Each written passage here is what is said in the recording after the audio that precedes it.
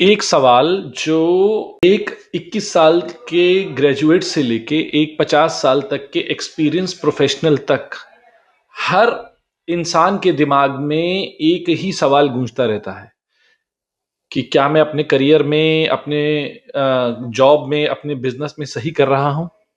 क्या मुझे जॉब ही करनी चाहिए या मैं बिजनेस शुरू कर दूं? या जो मैं बिजनेस कर रहा हूं वो मुझे कहीं लेकर भी जाएगा या मैं यहीं पे स्टक रह जाऊंगा? कभी बिजनेस वाला सोचता है कि यार ये रोज रोज का रिस्क, रोज रोज का ये कंफ्यूजन, ये इनर वॉर, ये सवाल, ये हर एक प्रोफेशनल की जिंदगी का सबसे बड़ा सवाल है। क्योंकि एज अ प्रोफेशनल हम मेहनत तो जॉब में भी कर रहे हैं और बिजनेस में भी कर रहे हैं, पर ये इस बात का पता लगाना कि मेरे लिए बेहतर क्या है, बिजनेस या नौकरी, ये एक बहुत ही अहम चीज बन जाती है आपकी प्रोफेशनल लाइफ की। तो इसीलिए आज के वीडियो में हम उन ज्योतिषीय संकेतों के बारे में बात करेंगे जिनसे आपकी कुंडली में देखकर यह पता लगाया जा सकता है कि आप बिजनेस के लिए बने हैं या आपको नौकरी ज्यादा सूट करेगी। तो चलिए दोस्तों, शुरू करते हैं।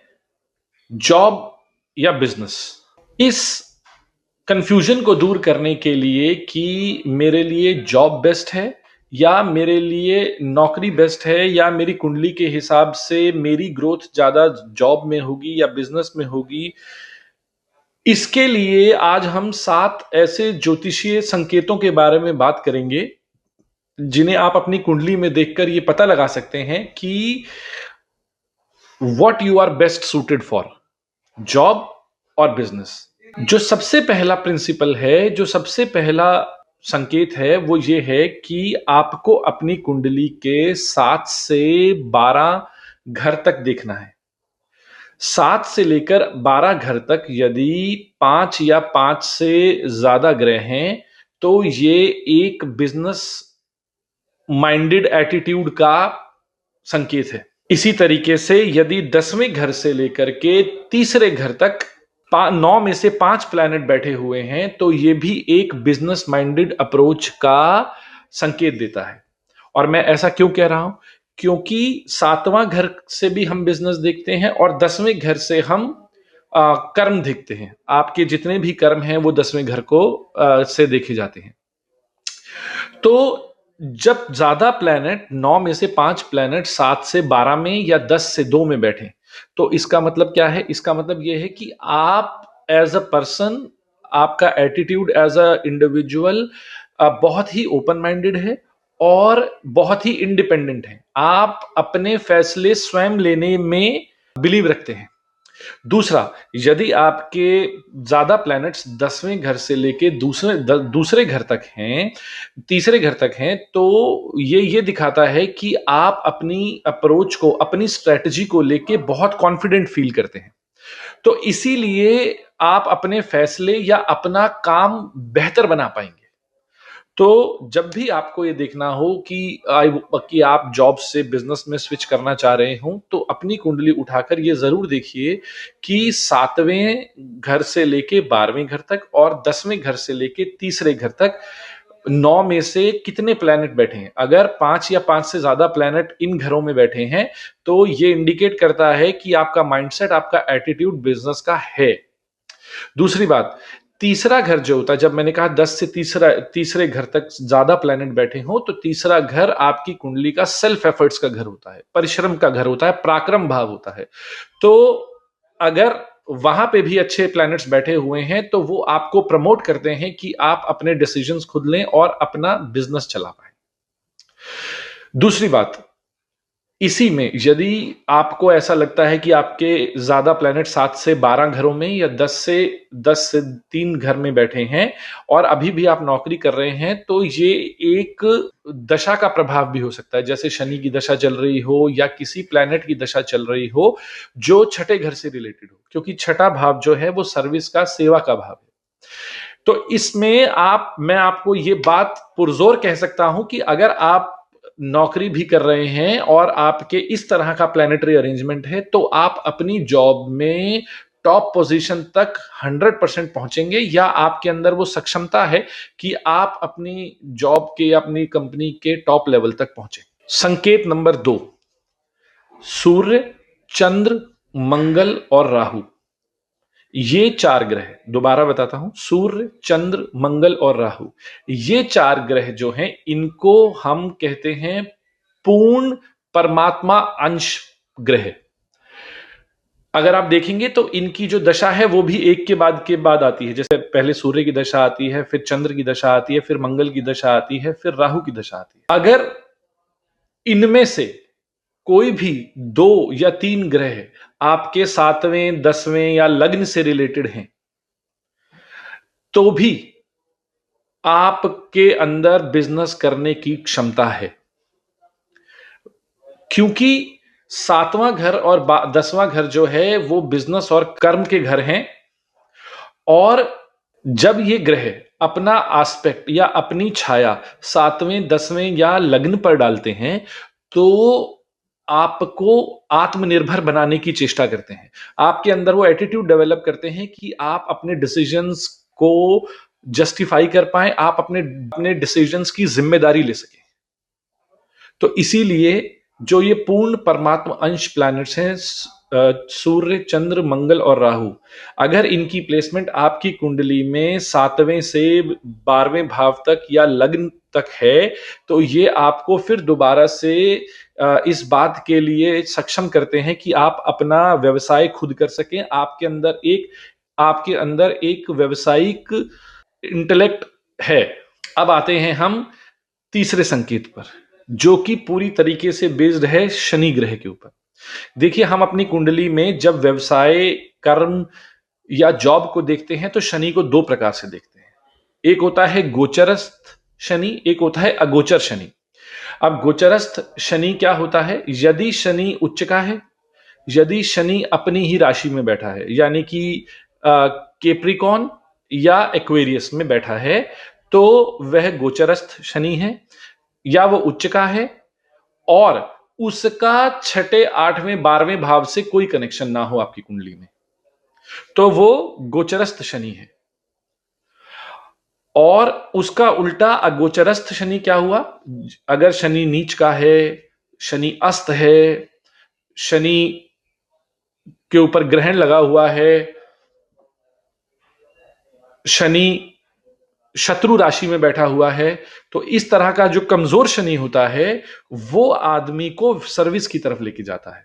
तो आपकी कुंडली में यदि शनि का कनेक्शन 6, 8, 12 घरों से है, या शनि नीच का है, या शनि अस्त है, या शनि शत्रु राशि में बैठा है, तो ये आपका मेंटल एटीट्यूड नौकरी के पक्ष में ज्यादा लेके जाता है।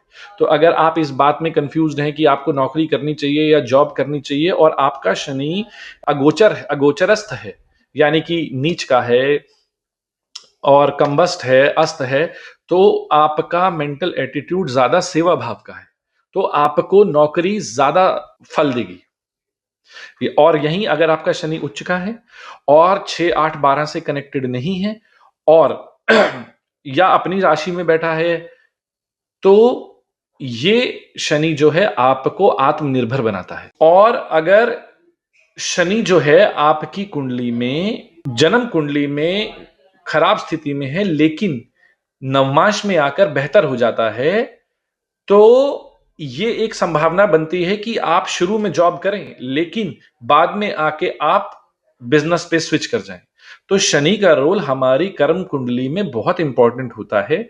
इसीलिए अगर शनि आपका जन्म कुंडली में खराब है लेकिन नवमांश में अच्छा है, तो ये आपको मौका दे सकता है कि आप लेटर इन लाइफ बिजनेस में स्विच कर जाएं और बड़ा पैसा बना पाए।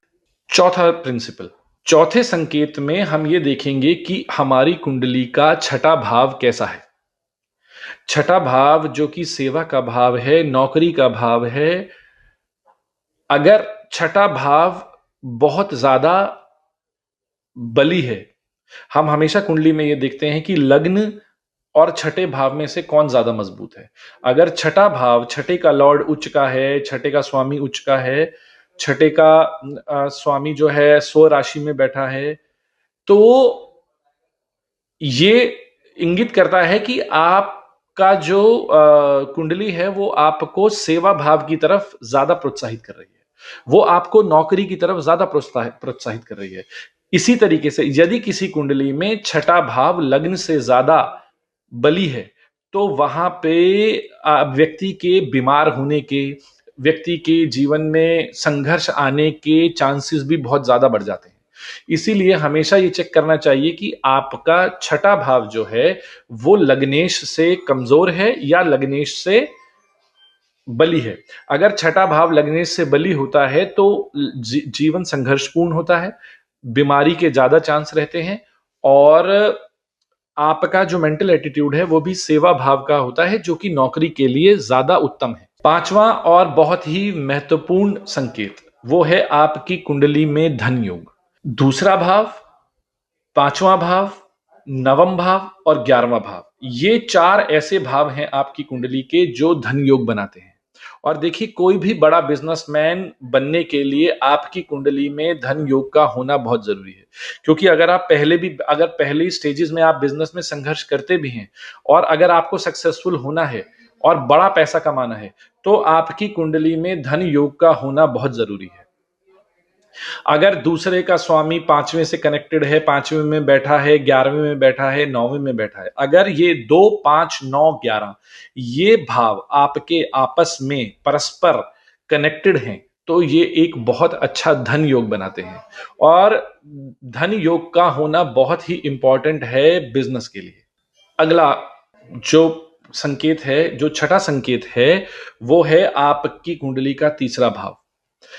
अगर आपकी कुंडली का तीसरा भाव, जैसे कि मैंने पहले भी बताया था, अगर आपकी कुंडली का तीसरा भाव बहुत ही सक्षम है, बहुत बली है, या उसका संबंध तीसरे घर का संबंध या तीसरे घर के स्वामी का संबंध किसी भी प्रकार से 9वें या 10वें भाव से बनता है, तो ये एक सीधा सीधा व्यवसाय का इंडिकेशन है।